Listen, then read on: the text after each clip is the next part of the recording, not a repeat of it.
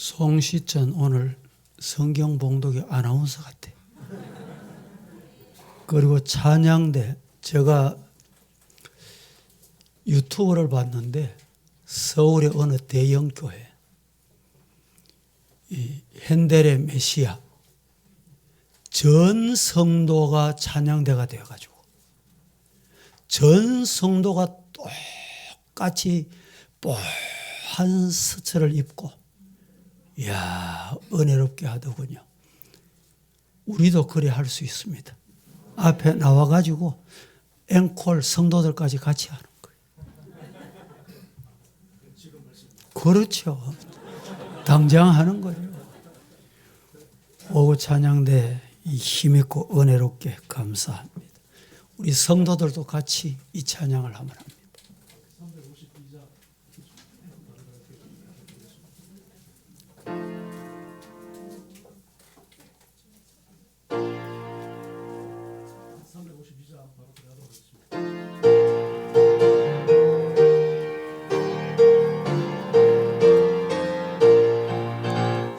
작은 병도 저 위에 일어나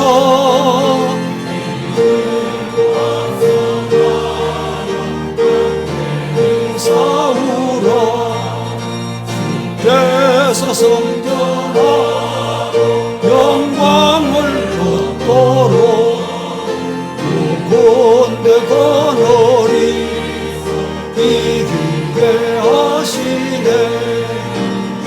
십자가 군병도 저 위에 일어나 나팔 소리도 곧 나가 싸우러 힘없는 원수 앞에 날아가네. 예수 힘을 주사 강하게 하시네. 십자가 군병도 저 위에 일어나 힘이 부족한 저놈 믿어라. 복음의 갑주 입고 널 기도하면서 내 맡은 자리에 정성을 다하라. 십자가 군병도 저 위에 일어나 이날에 접전하고 곱게가 부러리.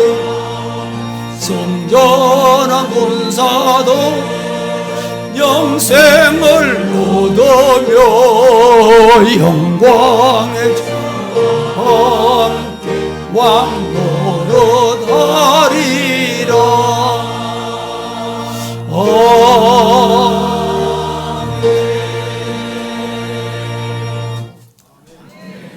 할렐루야. 우리 찬양대가 화음을 맞추어서 하니까 더 은혜로웠습니다. 감사합니다.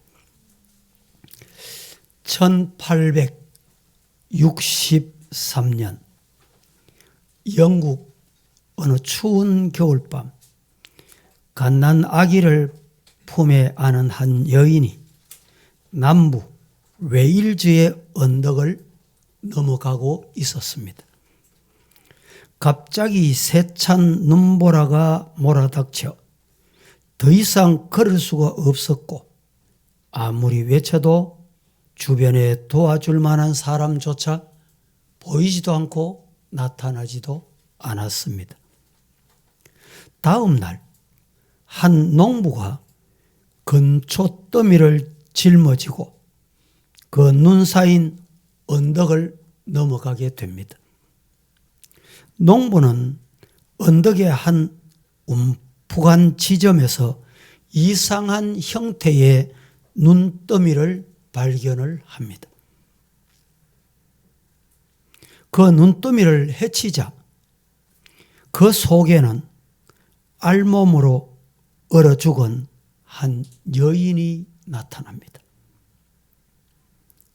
이 여인의 품에는 그녀의 옷으로 감쌌던 무엇인가 안겨 있는 것을 보게 됩니다.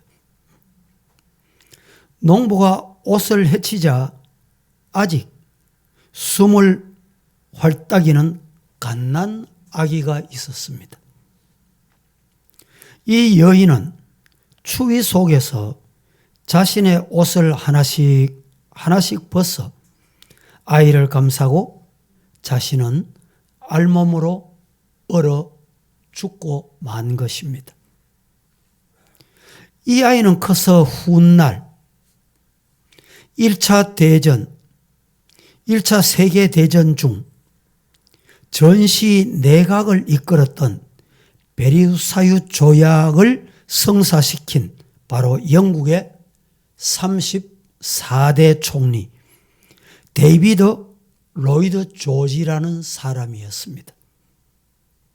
그는 자기를 키워준 농부로부터 어머니 이야기를 자주 듣곤 했습니다. 늘 어머니의 희생적인 사랑을 생각하며 죽을 힘을 다하여 그는 공부했습니다. 아무리 추워도 따뜻한 옷 입지 않고 맛있는 음식을 배불리 먹지 않으며 아무리 피곤해도 하루 5시간 이상 잠자지 않았다고 합니다. 그리고 나태한 생각이 들면 웨일즈 언덕에 올라서 눈보라 속에서 자신을 살리기 위해서 옷을 벗어 감싸주신 이미 이 세상을 떠난 어머니 생각을 하게 됩니다. 그의 마음은 일생 동안 어머니에 대한 고마움과 그 사랑에 보담코자 하는 간절함이 차고 넘쳤습니다. 행복한 상태란 무엇일까요? 과연 행복한 상태가 무엇이라고 생각하십니까? 대부분의 사람들은 이에 대해 육신의 안락함과 풍요로운 현실의 위주로 생각하지만 보다 주체적인 것은 마음의 행복입니다. 부모를 잘 만나 금수저를 물고 태어났다 하더라도 항상 불평과 원망과 섭섭한 마음을 품고 사는 사람은 보나마나 불행한 사람입니다. 누구에게나 고마운 마음이 있는 그분들은 오늘 하루를 행복할 수가 있을 것입니다. 행복한 마음을 가지기 위해 고마운 사람들과 고마운 일들로 우리의 마음에 가득 채워 보십시다. 어떤 자녀는 섭섭하게 느낀 것을 어릴 때 알지 못하게 부모로부터 학대받은 것을 죽을 때까지 가슴 깊이 간직하고 부모를 원망하고 결국 스스로를 불행한 삶으로 만들어가는 사람이 우리 주변에 적지 않습니다. 영국의 34대 총리 데이비드 로이드 조지는 가장 불행한 시대에 가장 불행한 자리에서 태어났지만 항상 어머니에 대한 고마운 마음을 가장 행복하게 훌륭한 삶을 만들어갔던 사람이다.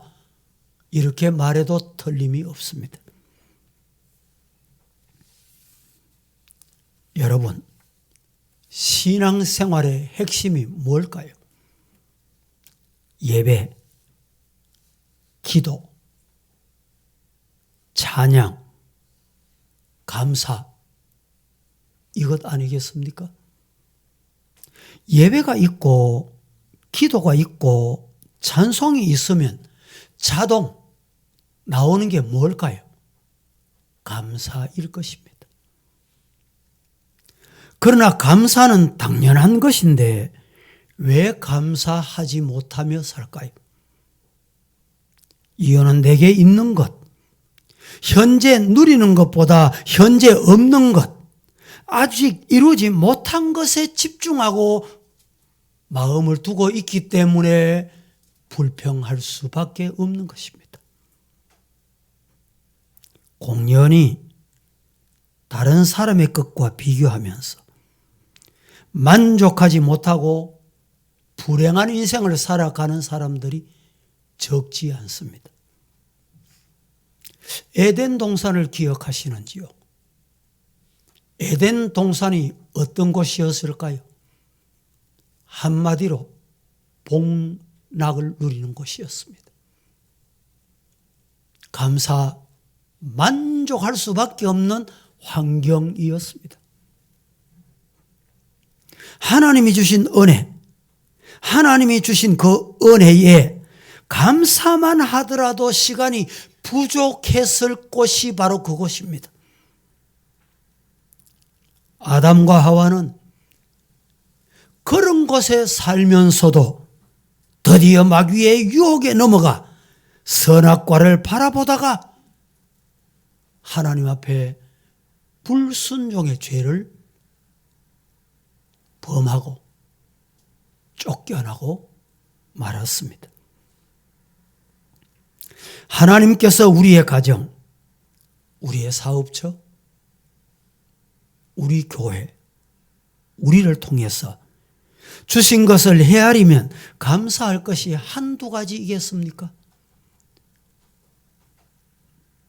죄인된 우리들이 예수님의 보혈로 구원받은 사실, 이 하나만으로도 감사가 넘치고 넘칠 것입니다. 참된 예배는 구원의 감사 속에서 이루어지고 하나님의 은혜에 감격하여 드리는 심령 속에 찾아오는 것이 기쁨이요 평화요 행복인 것입니다. 믿음의 사람은 어려움 속에서도 하나님의 역사를 기대합니다. 누가 하나님의 역사를 기대한다고요? 믿음의 사람은. 왜냐? 하나님이 함께 하시기 때문입니다. 그것을 임마누엘이라고 합니다. 임마누엘의 믿음으로 사십시다. 임마누엘의 믿음으로 사시기를 주님 이름으로 축복합니다. 첫째, 임마누엘의 믿음을 가진 사람은 문제가 있을 때 주님께 부르짖는 믿음입니다. 하나님이 함께하는 사람은 문제가 있을 때 그 하나님께 맡깁니다. 믿음의 사람은 어려움 속에서도 하나님의 역사하심을 기대하는 감사가 있다 이 말이죠. 왜냐하면 하나님이 함께 하신다. 임마누엘의 믿음이 있기 때문에. 우리에게는 감사가 있습니까?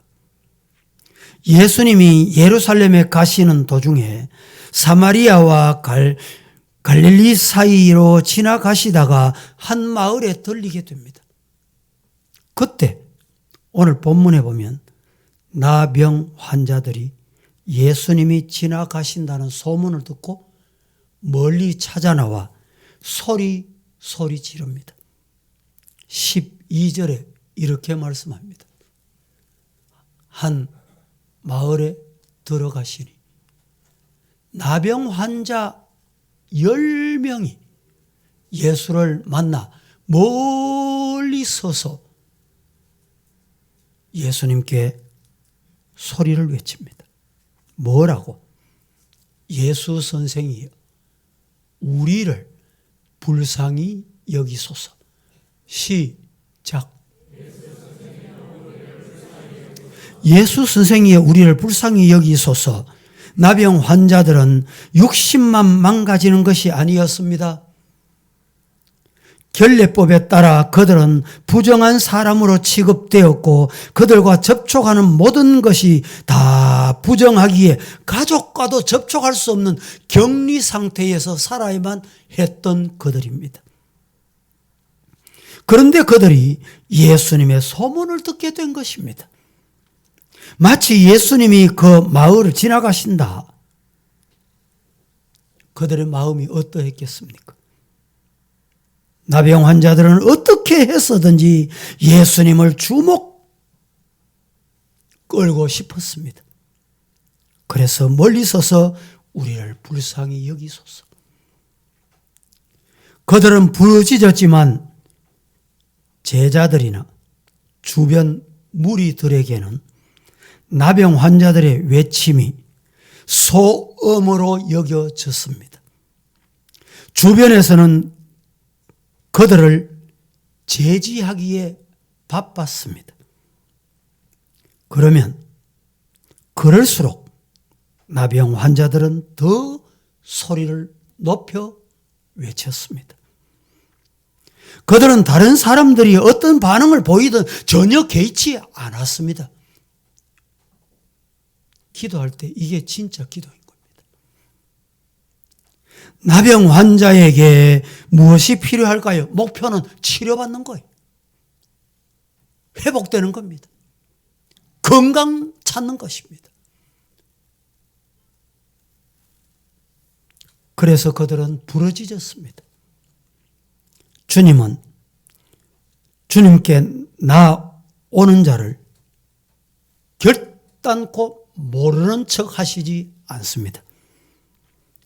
그들의 병을 드디어 낫게 해 주셨습니다. 여러분, 문제가 있습니까? 어떻게 하면 될까요? 문제를 바라보지 마시고 예수님께 부르짖는 임마누엘의 성도가 되시기를 예수님 이름으로 축복합니다. 제사장들에게 너희 몸을 보이라. 문제를 해결해 주었다는 말입니다. 두 번째, 임마누엘의 믿음의 사람은 하나님께로부터 세상으로부터 부모로부터 받은 은혜를 감사하며 삽니다. 마침내 예수님께서 그들을 보시고 말씀을 이렇게 하십니다. 가서 제사장들에게 너희 몸을 보이라. 이 말씀하실 때 상태가 어땠습니까? 손을 보고 눈을 보고 어디를 두리번거리면서 봐도 변화가 없어요. 레위기 23장 9절 말씀에 이렇게 말합니다. 사람에게 나병이 들었거든 그를 제사장에게 데리고 갈 것이요 라고 했습니다. 이게 규례입니다. 규정입니다. 주님은 말씀대로 명하셨습니다. 그런데 아직 낫지도 않았는데 제사장에 가서 보인들 무슨 소용이 있겠습니까? 오늘 본문 나병 환자들은 예수님의 말씀에 전혀 의심치 않고 순종했습니다. 어떻게? 발걸음을 제사장을 향하여 옮겼습니다. 가는 도중에 놀라운 일이 일어났습니다. 얼마나 좋아했을까요? 가족도 볼 수 있고 제한적인 삶에서 이제 벗어나게 됐습니다. 바로 은혜가 있을 때, 기적을 체험할 때, 바로 이때다. 문제가 찾아왔습니까? 주님의 말씀대로 순종할 수 있기를 축복합니다. 어려울 때는 다급하게 주님을 찾다가 일이 해결되면 주님께 대한 감사를 잊어버리는 경우가 우리들은 많습니다. 아쉬울 때는 도움을 간절히 구하다가 스스로 일어설 때쯤 되면 자기가 잘했기 때문에 내 판단력이 좋았기 때문이라고 생각을 하고 뭘 잊어버립니까? 감사를 잊어버립니다. 그런데 오늘 본문의 사마리아 여인은 달랐습니다. 사마리아인은 달랐습니다. 자기를 불쌍히 여기시고 고쳐주신 것에 너무너무 감사하여 예수님께 돌아왔습니다. 그리고 큰 소리로 하나님께 영광을 돌렸습니다. 하나님의 사랑을 경험한 사람들은 베풀어 주신 은혜에 감사할 줄 압니다. 9명의 유대인 나병 환자들은 왜 예수님께 나와 감사하지 않았을까요? 우선순위가 달랐던 것입니다. 주님께 받은 은혜보다 자신의 병이 나았음이 더 중요했습니다. 그들은 제사장에 가서 나병이 나았음을 확인받는 것이 더 중요했습니다. 은혜 받았지만 시간이 흐르면 그 은혜도 잊어버리게 돼 있는 것이 인간입니다. 시편은 이렇게 말합니다. 시편 50편 22절 23절 같이 한번 합독합니다. 시작.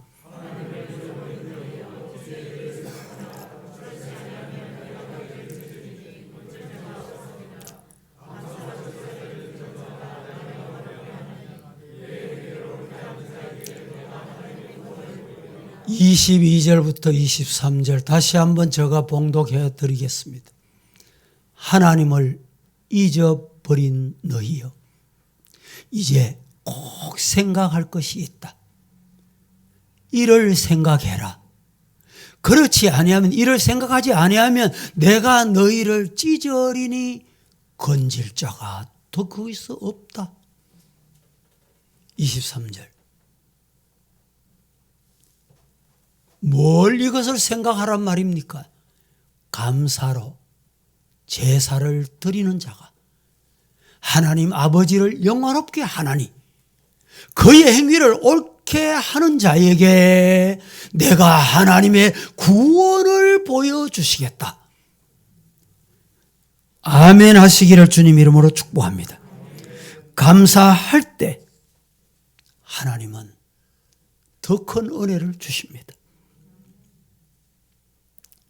이방인 외에는 하나님께 영광 돌리러 돌아온 자가 없느냐? 무슨 뜻일까요? 그가 감사를 드렸을 때 주님은 그것을 하나님께 영광 돌린 것이라고 분명히 말씀을 했습니다. 우리가 드리는 감사는 단순한 감사가 아닙니다. 입술의 감사가 아닙니다. 하나님께 영광을 돌리는 것입니다. 하나님의 은혜를 깨닫고 감사로 하나님께 영광만 돌려드릴 수 있는 신앙인이 임마누엘의 믿음입니다. 그렇게 되시기를 주님 이름으로 축복합니다. 세 번째, 임마누엘의 믿음은 어떤 임마누엘의 믿음이냐? 임마누엘의 믿음은 또 다른 감사를 생산하고 또 다른 감사를 낳게 합니다. 이런 복이 저와 여러분에게 있기를 주님 이름으로 축복합니다. 10사람이 다 깨끗함을 받지 아니했느냐? 그 9은 어디 있느냐? 지금 주님의 9을 찾고 계십니다. 왜냐하면 예수님은 우리 모두가 하나님을 하나님으로 인정하고 영광 돌리기를 원하십니다. 로마서 봅니다. 1장 21절 다 함께 시작.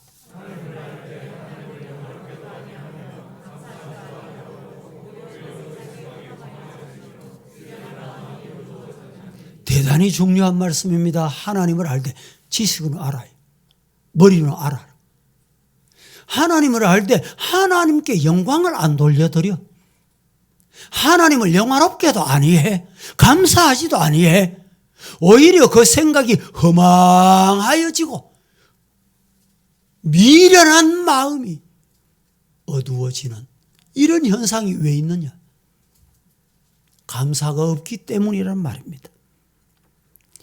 이 이방인 외에는 하나님께 영광을 돌리러 온 자가 없느냐? 예수님께서 하신 말씀은 그 영광을 칭찬을 받고 싶고 예수님 때문에 나았습니다. 예수님이 무슨 칭찬을 받고 싶었을까요?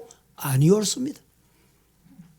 우리 하나님께 감사할 때 우리의 마음은 순수해지며 하나님 중심의 삶이 됩니다. 예수님은 돌아온 그 사마리아인에게 또 다른 선물을 주셨어요. 또 다른 선물. 9은 꿈에도 생각하지 못하는 다른 선물을 받게 됩니다. 본문은 이렇게 말합니다. 일어나 가라. 내 믿음이 너를 구원하였느니라.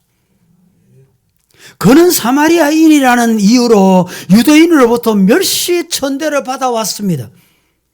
더군다나 나병에 걸렸기 때문에 동족으로부터 가족으로까지도 소외당했습니다.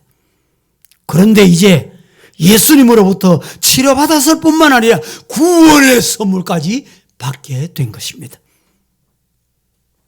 사마리아인의 믿음에 감사를 보시고 주님은 그에게 구원을 선물로 주셨습니다. 우리 모두 하나님께 감사하다가 생각지도 않았던 하나님의 놀라운 선물을 여러분의 손으로 받으실 수 있기를 주님 이름으로 축복합니다. 오늘 나타난 구원하였느니라. 구원하였 동사입니다. 동사. 완료형이 완전하다. 무슨 말일까요? 자기가 낳은 것을 보고 이것은 틀림없이 하나님이 하신 것이다. 믿음이 있었기 때문에 그건 예수님께 돌아와서 감사했던 겁니다. 이런 감사의 열매를 보시고 예수님은 그가 구원받은 하나님의 자녀임을 확인해 주셨습니다. 여러분, 감사는 또 다른 감사를 낳습니다. 시작. 예, 맞습니다. 그렇습니다. 감사는 또 다른 감사를 낳습니다. 오늘 우리가 주님께 받은 은혜를 기억하고 감사함으로 또 다른 감사, 감사가 넘쳐나는 저와 여러분 되기를 주님 이름으로 축복합니다. 조금만 한 번만 더 생각해 보면 하나님께서 베푸신 은혜가 얼마나 많습니까? 소소하게 다 헤아리지 않더라도 일상적인 것에서도 감사를 너무너무 많이 찾고도 넘칩니다. 건강 주신 것, 가정 주신 것, 가족 주신 것, 물질 주신 것, 오늘 익게 하신 것, 구원받게 하신 것, 한두 가지가 아니에요. 그 9은 어디 있느냐? 라는 예수님의 말씀은 지금 우리 모두에게 주시는 말씀입니다. 나는 어디에 속해 있다고 생각하십니까? 돌아온 한 사람입니까? 아니면 돌아오지 않는 9입니까?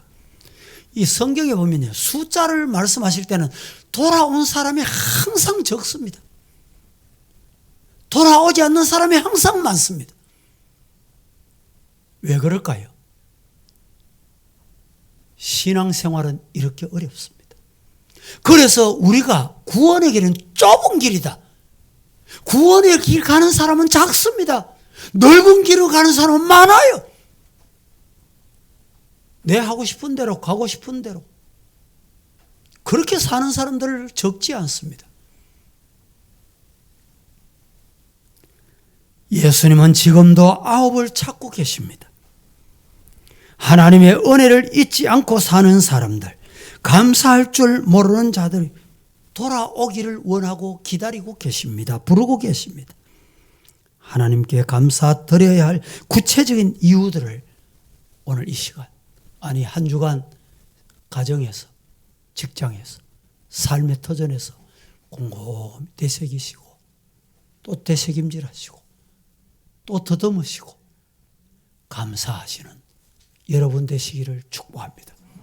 그러다가 또 다른 감사를 경험하는, 또 다른 사람, 또 다른 감사를 체험하는 성도가 되기를 주님 이름으로 축복합니다. 에베네셀의 하나님을 기억하고 그로부터 받은 은혜를 감사하다. 오늘 하나님이 주시는 영적인 복과 육적인 복까지 다 받아 누리시기를 예수님 이름으로 축원합니다. 기도하겠습니다. 거룩하신 하나님, 오늘 임마누엘의 믿음으로 사십시다. 말씀에 아멘 하고 받았습니다. 우리 이 자리에 우리 성도들, 하나님을 향한 감사가, 구원의 감사가 생명 다할 때까지 끊이지 않도록 복에 복을 더하여 주옵소서. 예수님의 이름으로 기도합니다. 아멘.